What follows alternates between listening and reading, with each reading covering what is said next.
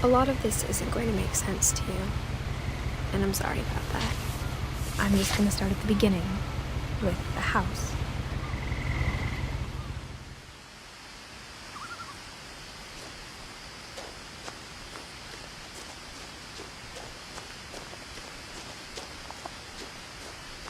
I lived here until I was 11, but I wasn't allowed inside half the rooms.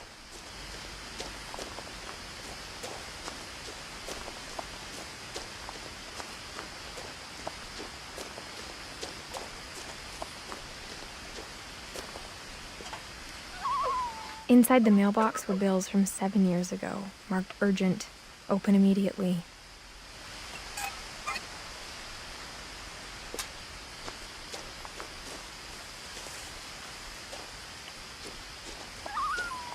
I hadn't been back since my brother Lewis's funeral.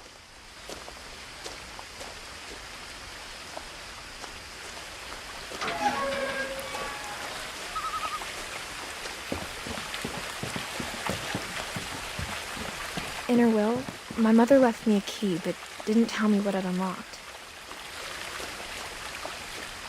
Maybe she thought I'd know, or she thought that the mystery would be enough to bring me back.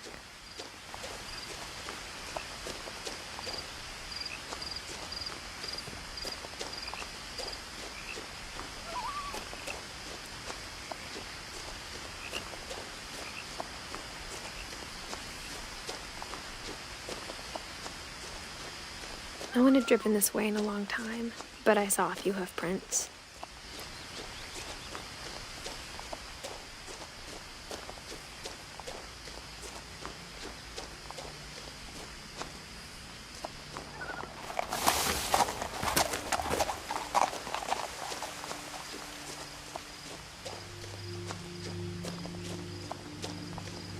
The truth is, even after I inherited the house, I never thought I'd come back to it.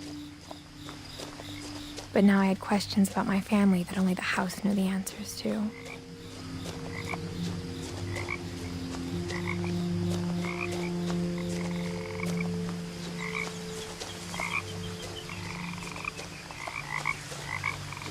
The house was exactly like I remembered it, the way I'd been dreaming about it.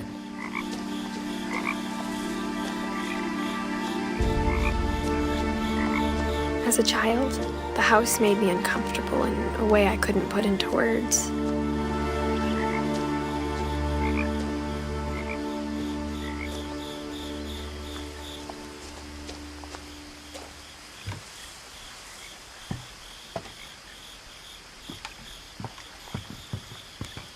Now, as a 17-year-old, I knew exactly what those words were.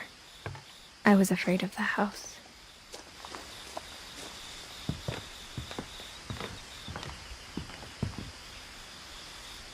I hoped the key might unlock the front door. It didn't.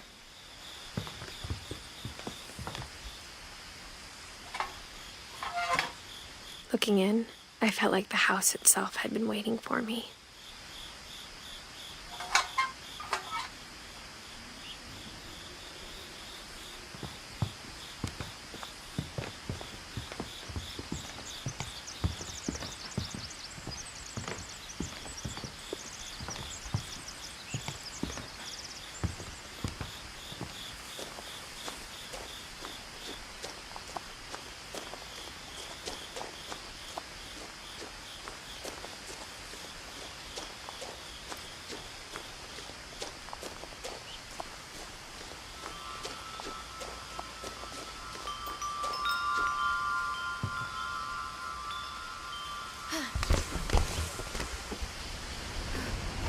Crawling through the doggy door used to be a lot easier when I was 11.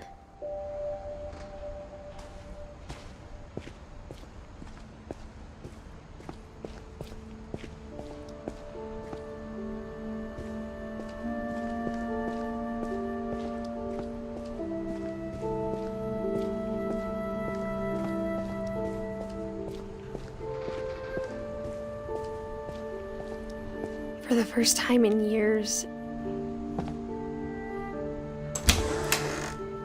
I felt like I was home. But instead of a family, there were just memories of one.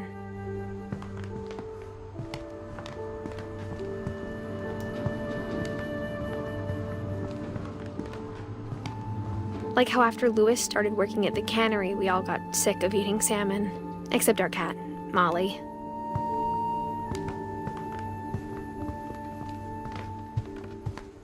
The table was still a wreck from the night we left. It was like a bomb had gone off, killing everyone but sparing the furniture.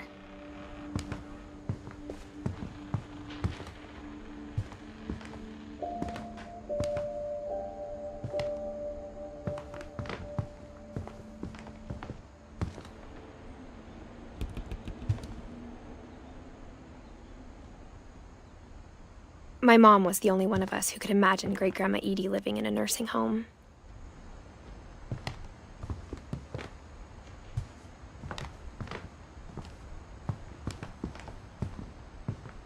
Nothing in the house looked abnormal. There was just too much of it, like a smile with too many teeth.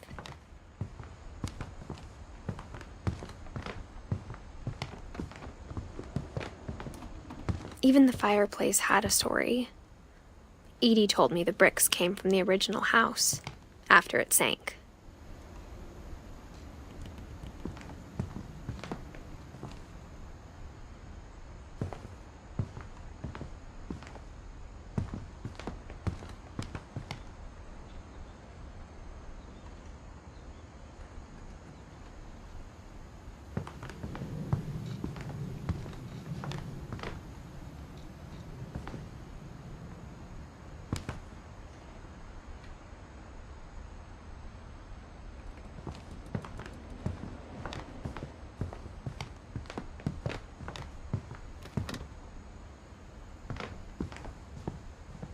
Mom always told me to stay out of the basement, so I wasn't too surprised when the key didn't fit.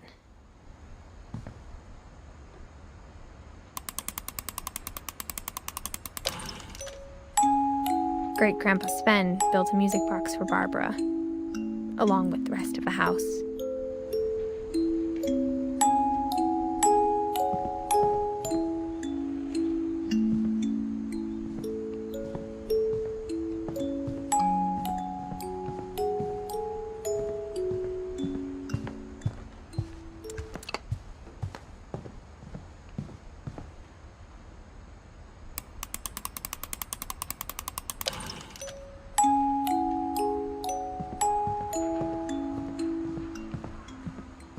A lot of things got left behind in the whirlwind of that last night.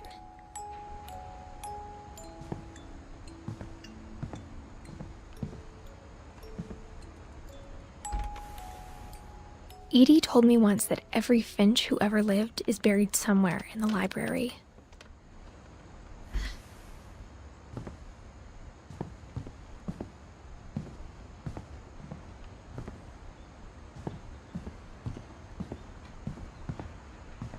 My mom wasn't much of an optimist, but she never stopped believing that my brother Milton was alive.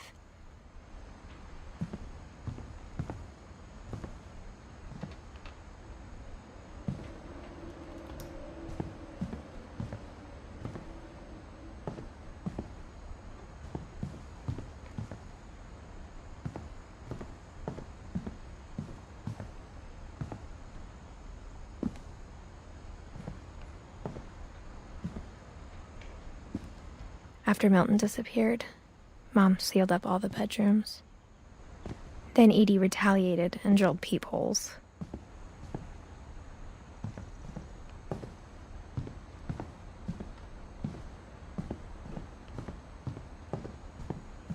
I spent a lot of time playing in Great Uncle Walter's room. I think my mom sometimes regretted not sealing it up. Louis told me there were secret passages, but I never believed him.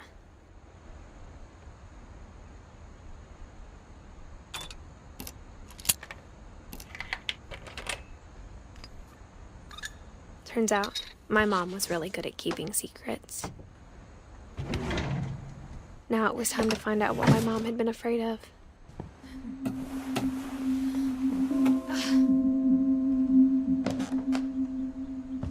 Reading this, maybe it sounds like I had a plan. From the paintings on the wall, it was clear my brother Milton had been here before me.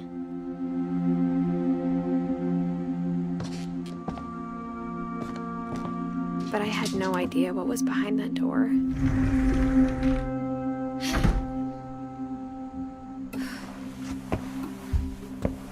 Just like I had no idea where all this was gonna lead.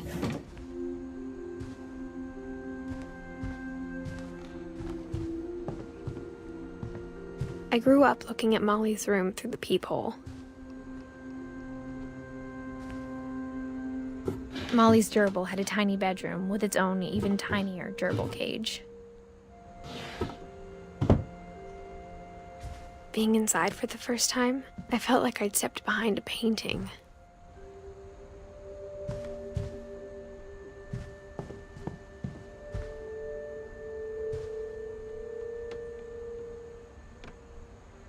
I got the sense Edie had spent a lot of time here, before my mom sealed the doors.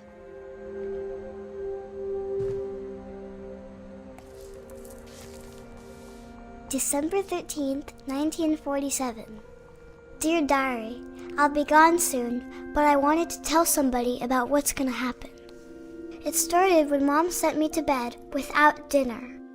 I woke up and I was starving, so I looked around for something to eat. The gerbil food was dry, but I didn't mind it.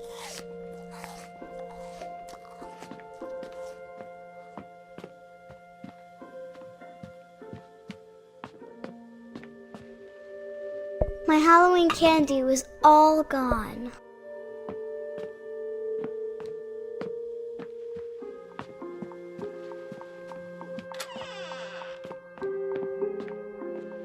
I kept eating and eating.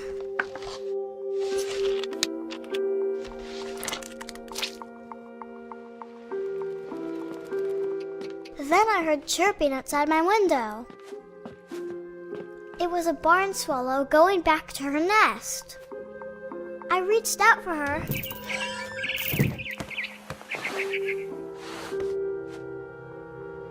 And suddenly, I was a cat.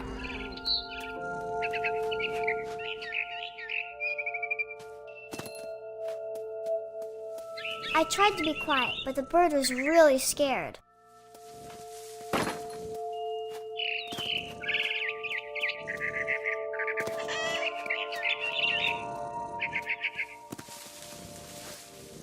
Mom and Dad didn't even look at me.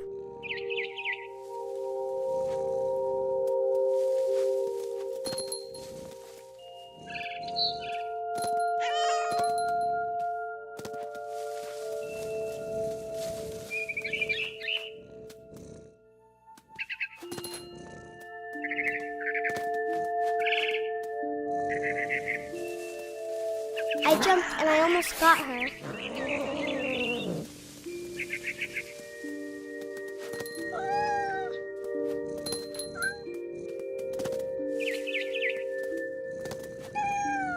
I could tell she was getting really tired. Now I was up in the big tree. I promised Dad I wouldn't climb it anymore. All I cared about was eating that mama bird.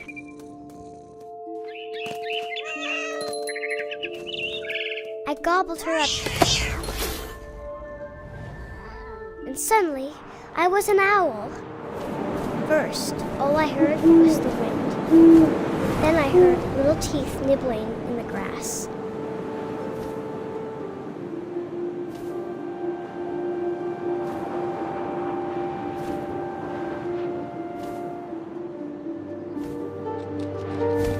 Rabbits.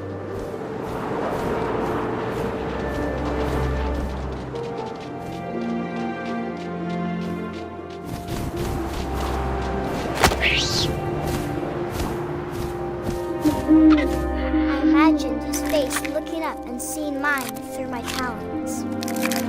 I swallowed him up, and I didn't chew one bit. Then I flew off to find something bigger.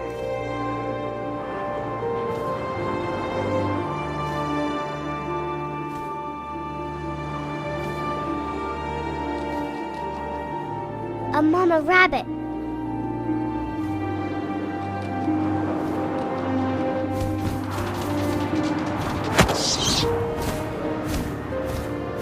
She was almost too big to carry. I started choking, but I couldn't stop eating.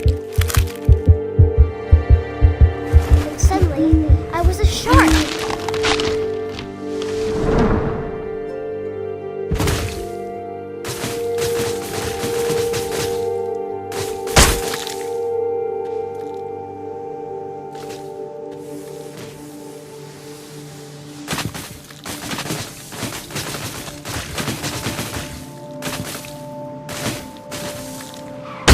I rolled off a cliff and into the ocean.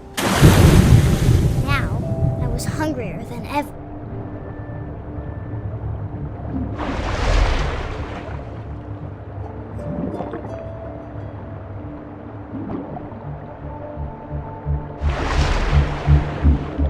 I wanted fat, juicy seals.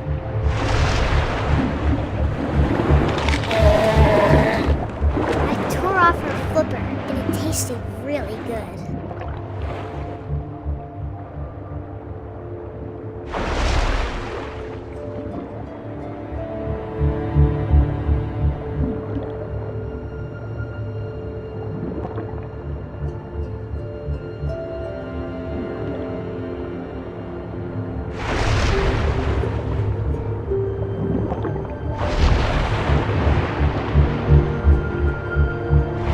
Grabbed on tight. But I was so hungry, I jumped out of the water.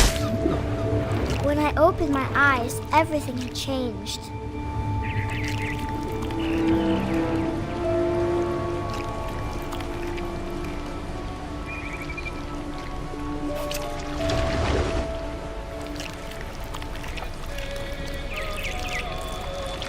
Now I was a monster, and I smelled people everywhere.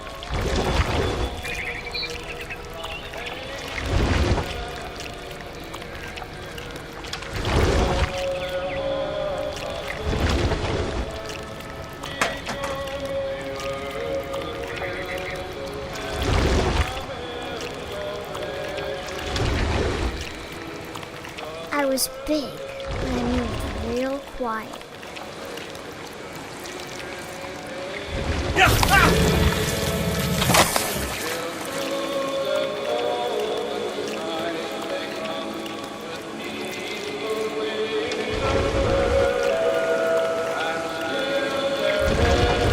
I wanted to stop, but also I didn't.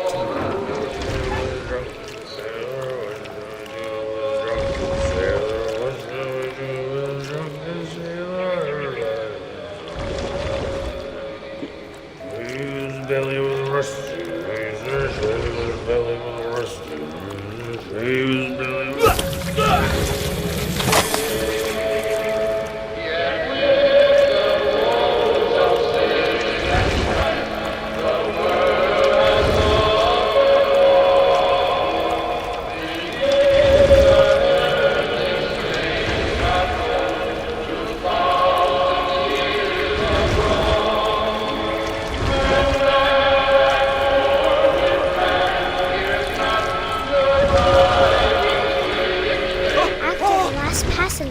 I was still hungry, and to cross the water I smelled something new, something I had to have, so I swam towards it.